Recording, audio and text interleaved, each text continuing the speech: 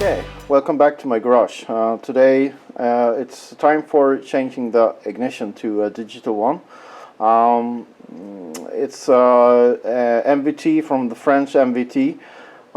It's a digital one, as I said, and it comes in a really nice looking wooden box when you get it. So let's open it out and see the goods. Okay, it looks really fancy. I hope it is. Also, hopefully I gain some power with this ignition. Anyway, it's adjustable, so that will actually be good anyway. So I'm also excited about the flywheel. It's a lot lighter, so I think it will improve things for me, and it will look fancy. And yeah, you know, everything counts, every little small thing. So yeah, let's go into how to mount this on the Speedfight 100. First of all, I have this fine manual here. It's in German. German is not my well, I do not know any German, so I think I throw this away, and maybe I find the wiring diagram here somewhere, and I think I will solve it anyway. It's not rocket science. Let's go on to the Speedfight and see what we have to take away. Okay, so I've taken away the flywheel again, that I just recently lightened a little bit. I placed the woodruff key inside here, so I will be able to find it, because the new ignition has no slots for the woodruff key, so we have to take it away. This is all the electrical stuff here. It's quite easy. I already loosened everything. It's just to take it away and disconnect it up here, and then you have the whole harness with the old ignition here. So just take this away. That's the first thing to do. Okay, so that's why we'll lift up this fancy, open up this fancy wooden box. Yeah, this is the ignition coil. Put that aside.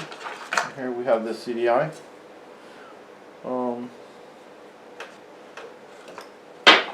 And here's the ignition coil and things. So some bolts and washers, and this is the plate that everything mounts into. So I put this box away, and this one too for the beginning, and see what we will start with. Maybe I need those papers anyway, so I find out where I guess it would be something like this. Maybe. Yeah. Of course. So I guess there will be some bolts here.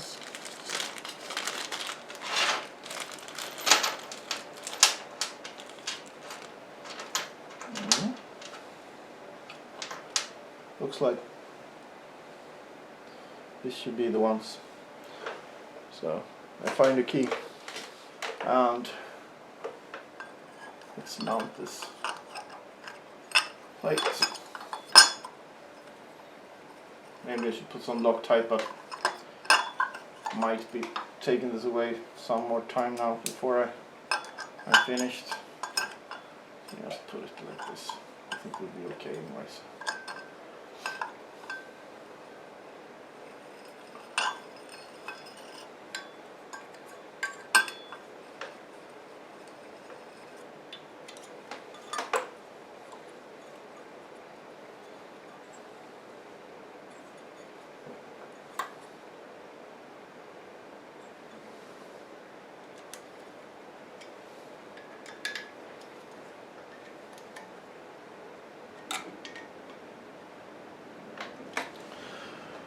Like so, and then maybe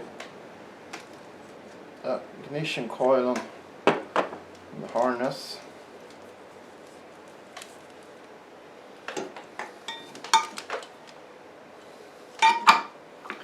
guess it will be placed like this. This is the only way to have it.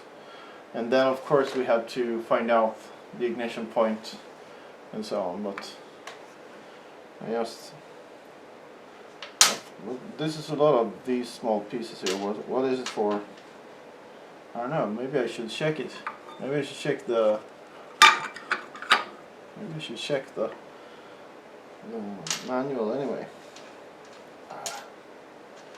I don't like manuals. The technician's first rule is to throw away the manual.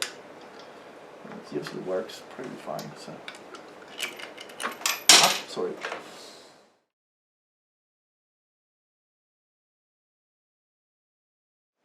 Okay. So now maybe I should take away the spark plug and try to find top dead center, because according to the manual it should be placed 0.35 millimeters before top dead center. So I have to take away the spark plug, and I have to get a indicator so I can measure it. So okay, so now I mounted the indicator and in the cylinder, and I will try to find out the top dead center. I already adjusted it, so as you see it's 0 here. It's moving back, so I will back this down to 65. About the, oh sorry, it's very hard there. And this is 0.35 millimeters before top dead center. We have two marks here, one in this spot here and one in this spot, and we have some arrows here that indicates the rotation direction. And this engine rotates in this direction, so we should use this line here, and we should line it up with this mark here. So try to find the sweet spot here and to line, if it's possible not to move anything. It's not that easy.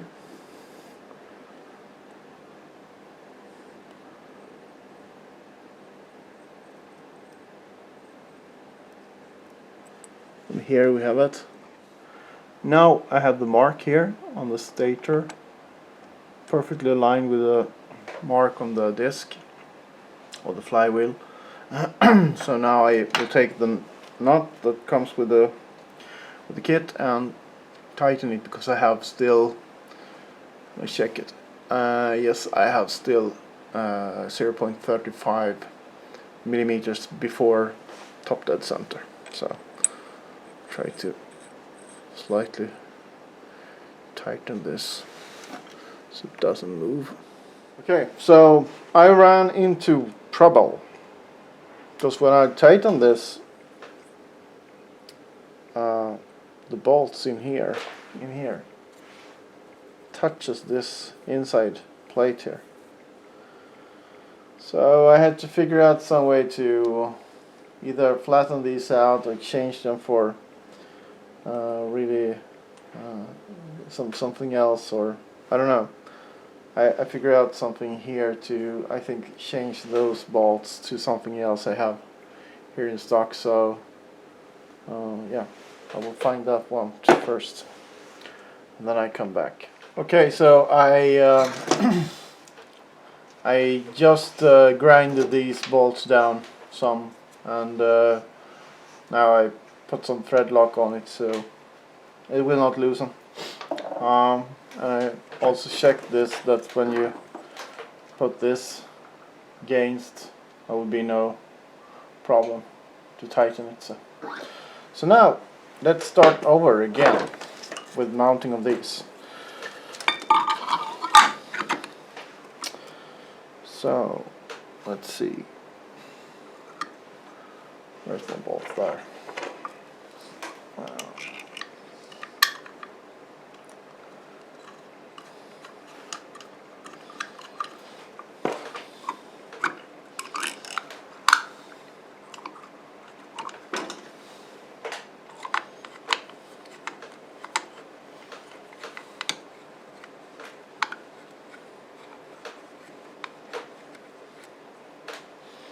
So my idea is here to put this slot about in the middle, so I will be able to adjust it a little bit if I want to, and not have to loosen the flywheel. So I set it to 0.35 again before, top dead center, so I'll tighten these slightly too, I think.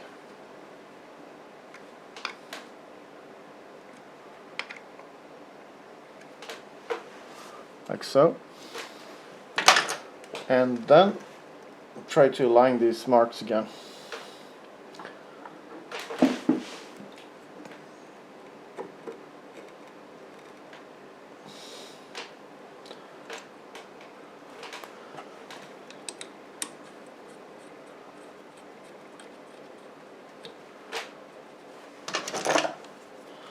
Oh, it would be interesting to see what happens. So now I feel I can tighten it without any problems here. So, and it seems to be perfectly aligned with 0.35 on the mark here. So we'll get some wrench and try to tighten this a little bit better.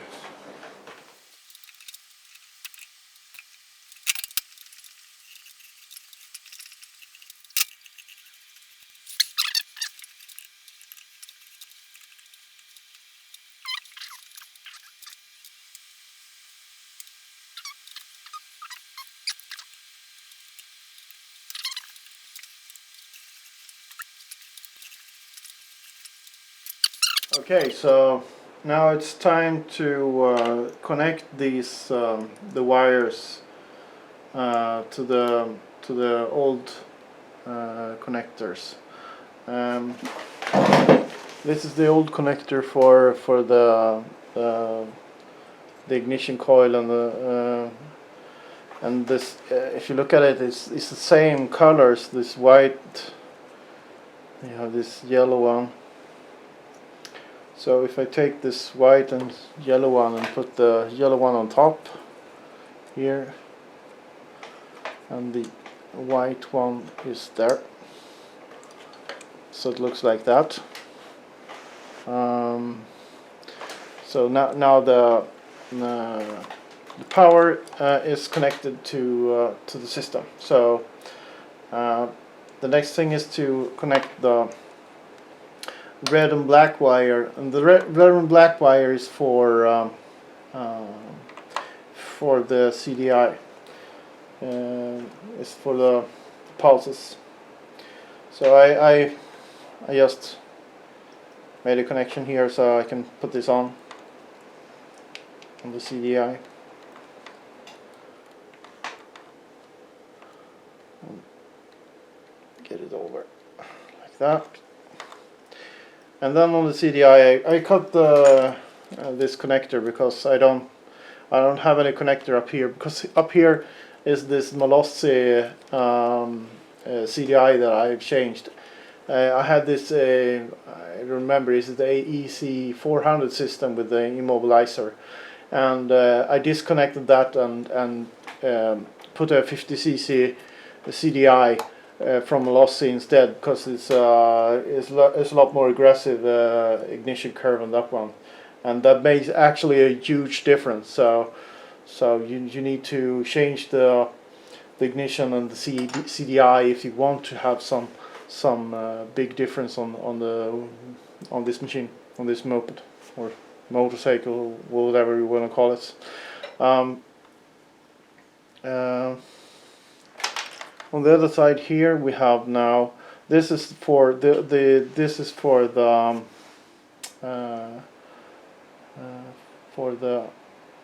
ignition HD coil. So, and this one is let's see what it says on the it's black. It's supposed to be grounded together with this cable, this green, is it green yellow one? So these two are going to be connected to to the coil, like this, I believe. Yes, and this one is for this one. So of course I have some wiring to do, but mainly the most important thing for you, I think, is how to connect it. So this is the on-off switch for this. Is a white and black one, and this is what makes the engine stop when you turn off the key. So what I've done here is I welded, I have what is it called? It's not welding, it's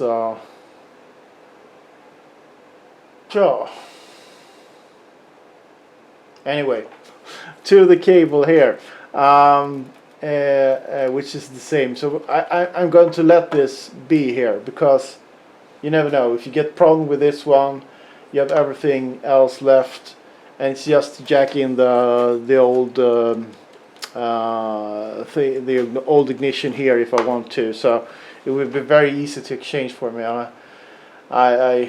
Yeah, that's the easy way. So I'm going to connect these ones, and I'm going to mount the CDI like this beside the other one, and then I'm going to wire these up. So, but that is not as is interesting, of course. So I will do that off camera, and yeah, and then we move on with maybe the mounting and things like that. So I noticed a new problem here when I mounted the fan. Try to mount the cover. The fan is actually hitting the cover, and that is not a good thing. Honestly, I don't know why, because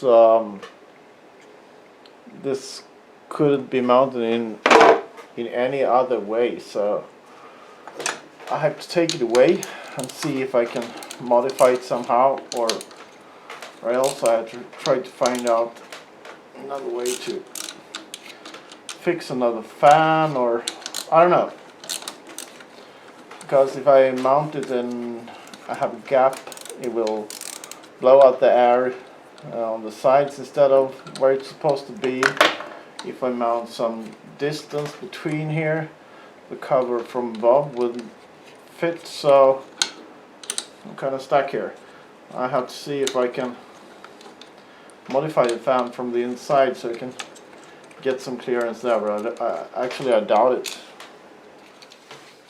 Okay, I will try a little bit of a risky method here. I think I can take slightly of this without damaging any of the stability of this fan. So I will try to clamp this and try to run a mill, because I couldn't place it in the lathe. There was nothing to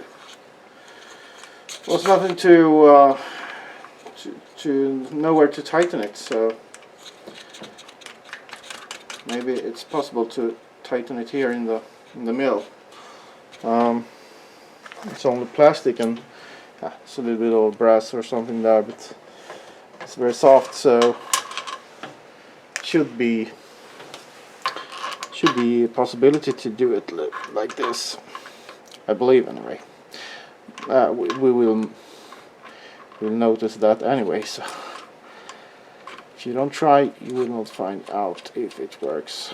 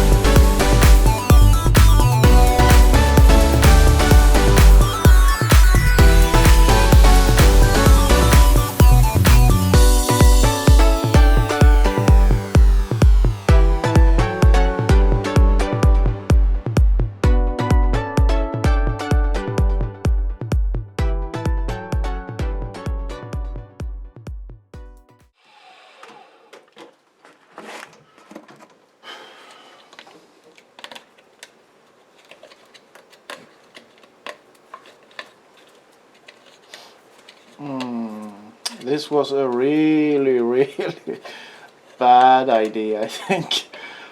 But I got the job done.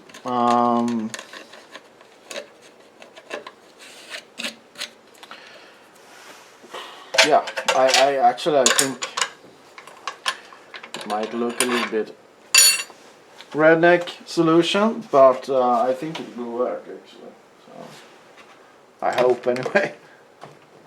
I had to talk to myself to try to convince me and convince myself that this was a good idea.